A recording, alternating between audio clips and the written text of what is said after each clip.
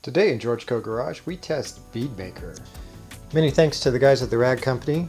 We met at SEMA this year. We learned about Beadmaker. We wanted to try it out. The Mini's in the garage waiting for a new exhaust header. We thought it might be time to work on the paint, do some paint correction. The Mini hood has many battle scars from another year of track duty, chips on the nose, surface contaminants, rolled up rubber. We're going to try to take care of that today, doing a before and after comparison by prepping this side and applying Beadmaker. To prepare for a fresh application of Beadmaker, we're first going to clean the car using Frothy and the IK foaming sprayer. We're then going to use synthetic clay bar and magic eraser in order to remove any remaining surface contaminants. Then, using the free samples we got from the Sonex rep at SEMA this year, we'll use Cutmax and the Profiline 0406. Get started with the IK foam sprayer, pump it up. You'll hear the pressure relief valve go off, then you know it's at low pressure. Right there. Now, there's a lot of pressure in here, so it's going to make a mess, and I'll have to clean it up as I go, but I wanted to get the frothy on as easy as possible. So, on this.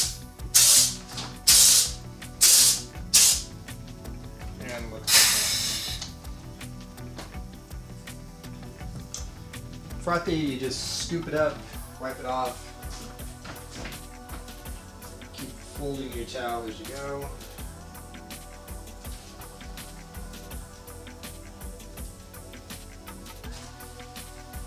So for the clay bar, I'm going to use Griot's spray on car wash and synthetic clay bar. And I'll take off most of the surface. Spray on car wash just has to be misted. This is just to give it a little lubrication, so that it has something for the clay bar to react with. You can hear it. It sounds almost like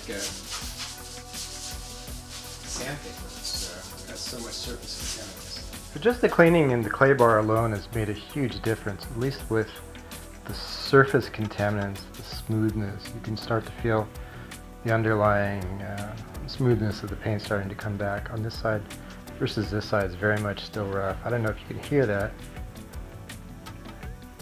The magic eraser the Sonex sells appears to be the same as the Mr. Clean magic eraser you can get from your house. I don't know if perhaps it doesn't have the same soapy content to it, but it works really well. It comes in a large square. I cut it down to 2x2 inch pieces in order to make it manageable. But it'll take that rubber off really quick. You'll see the clay bar didn't get it, but a couple of squirts of a lubricant with the magic eraser, and magic eraser just, it's magic. What can you say? So I'm basically stripping back all the coatings I have on this paint. It might be time to work on some of the paint defects as well. I'm not sure you can pick it up on camera, but you should be able to see there's some blobbing from when I tried to do a chip repair and forgot what I was doing, or just a bad job. I'm going to try to see if perhaps I can take care of some of these blobs with one of my favorite products, which is the Gelinas Blob Eliminator. The Blob Eliminator. Just put it on a towel, wipe it down until you're happy with how much of it has been removed. Sort of like untouch-up paint. Don't need a lot. But bring the camera in again and you can see where all the extra paint is gone. There was paint across here, now there's just the chip. Well, we've gotten to the point now where the surface contamination for the most part has been removed. We're still going to compound it and polish. But before we do that, I want to make sure that I can strip off any remaining waxes or sealants. I'm going to use just water and isopropyl alcohol. I should try to get through it.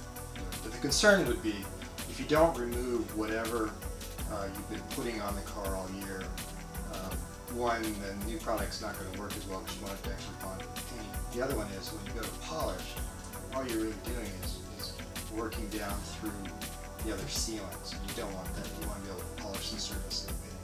So I'll just spray on some isopropyl alcohol, wipe it off with the towel, and then I'll start doing the compound. One of the things you always hear about Beadmaker is how slick it is once it's applied. I was trying to figure out a way I could try to measure that. You could see it, it's going to look slick, it's going to be shiny.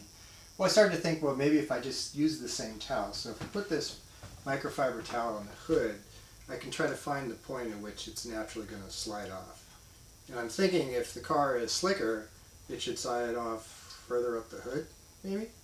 Let's see. I think it's about this point that it's going to start to slide on its own. There's a lot of tension there. Wow. Alright, so it's right about here. Moving on to the polishing step, first thing I'm going to use is the Cut Max. I want to work the area on the cowl. I'm going to do that by hand. I like to just get that out of the way, and then I'll prime a pad and then use the polishing pad.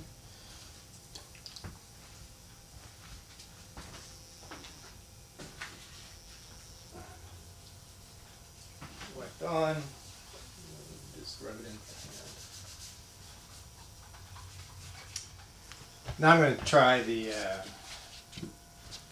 Cut Max using the DA. We'll start by priming the pad and then probably work this in about 4 chunks. So first need to prime the pad, put the product in there good and even.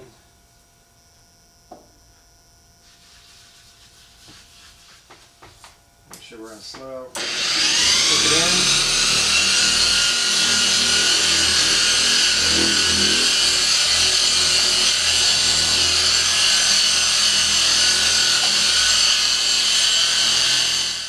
Okay, now if you've left your polish on, it starts to dry, you need a little lubrication to get it off. Just a little quick spritz. Figure out where this is on or off. Quick spritz. Do detailer spray.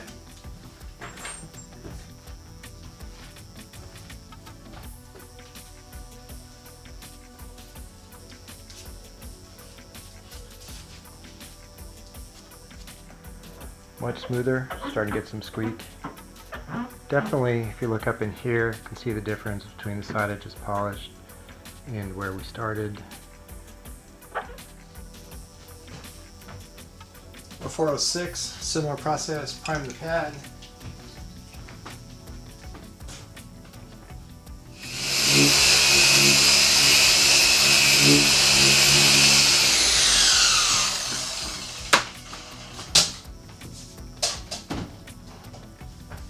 Towel over.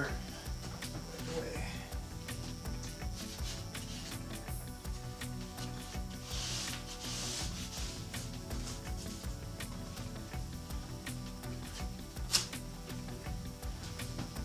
Done with the polishing, bring the camera in. Pretty good shine. Still see the paint could use some leveling. That's just bad paint from the factory. Lots of defects still, but pretty shiny. Fairly even. So now we're done with the Profiline polishes. No dust, no mess, easy cleanup. Like it. Good result. We'll wipe it down one more time with isopropyl alcohol and then we'll apply the Bead Maker. So before we get started with the Bead Maker, we want to try our towel test. If you remember last time, at about the bottom of the scoop, the towel would just slide off the car. I want to see if that's really changed.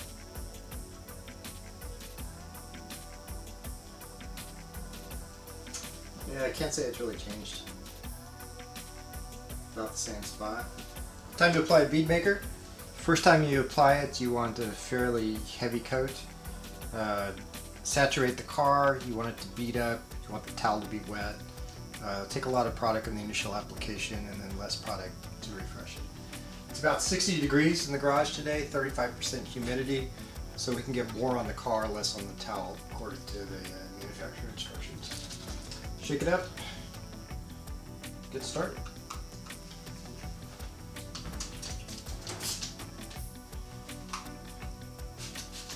There we go. Wanted to bring the camera in before I started to wipe so you could see how the product was beading just on the hood itself. It's a good smell. I don't really know what it is. Kind of citrusy and just got that general clean smell. We're going to work the product into the paint. Just straight motion.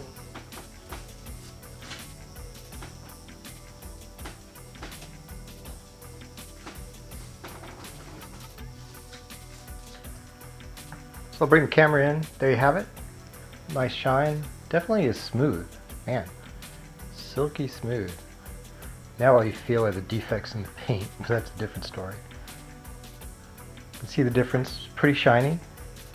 They said it's impressive when it goes on, doesn't need any cure time, but after an hour or so it's supposed to be even shinier, so we'll see if we can notice the difference. Definitely is a difference between the untreated side and the treated side. And probably the biggest difference is in the texture. I don't know if you can hear this.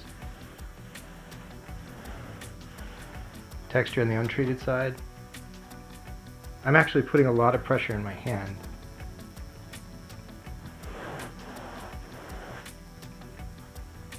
It is smooth.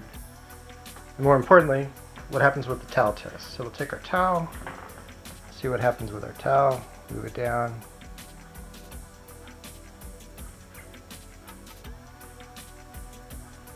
Yeah, it definitely is moving from a position higher up on the hood. I think I was down here before. So let's try the clean side of the towel. Clean side of the towel. Yeah, definitely. Bring the camera in closer for the final touch test. So here is the protected side, unprotected side.